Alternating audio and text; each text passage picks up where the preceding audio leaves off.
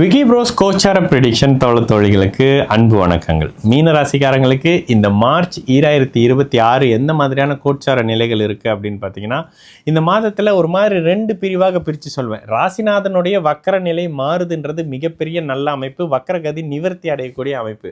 கூடுதலாக 8ஆம் அதிபதி ராசியில் வந்து அமரக்கூடிய அமைப்பு. 8ஆம் அதிபதி ராசியில் இருக்கிறது தப்பு தாங்க அப்படின்னாலும் கூட ராசியை கடுமையாக மன அழுத்தத்தில் வைத்துக்கிட்டு இருக்கக்கூடிய சனியை கட்டுக்குள்ள வைப்பார். ஆனாலும் மனம் சற்று தடுமாற்றம் அடையக்கூடிய காலகட்டம்ங்க. சுக்கிரன் உங்களுக்கு ஆகாதவர், தப்பான முடிவுகள் எடுக்க வைப்பார், தேவையில்லாதவர்களோட பேச ஆரம்பிப்பார். சோசியல் மீடியாவில் சமூக வலைத்தளத்தில் ஒருத்தர் உங்களுக்கு அறிமுகம் ஆகுறாங்க, அவங்க இப்படின்னு ஹாய் நினைப்புறாங்க, அவங்க அப்படின்னு ஹோய் நினைப்புறாங்க.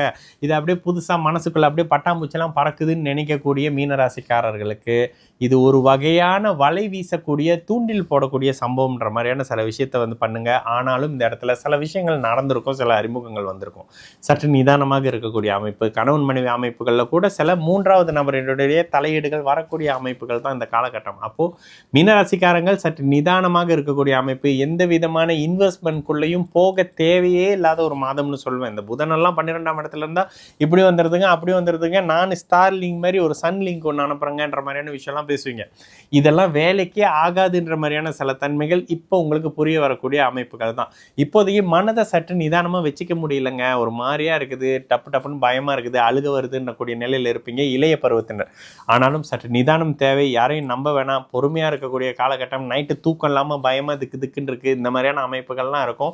நிதானம், பொறுமையாக இருங்க. வழக்கம் போல் சொல்கிற 2 விஷயம் சொல்லுவேன். 1, நல்ல எக்ஸசைஸ் பண்ணுங்கள். 2, நல்ல இன்சூரன்ஸ் பாலிசி எடுத்து வச்சுக்கோங்க.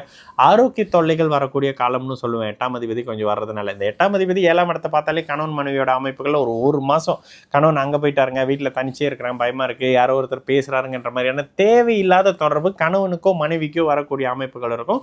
இதில் சற்று நிதானம் அதிகமாக இருக்க வேண்டிய ஒரு காலகட்டமாக சகல தரப்பு மீனராசிக்காரர்களுக்கும் இந்த மார்ச் 2026 இருக்க தேவையான ஒரு மாதம்.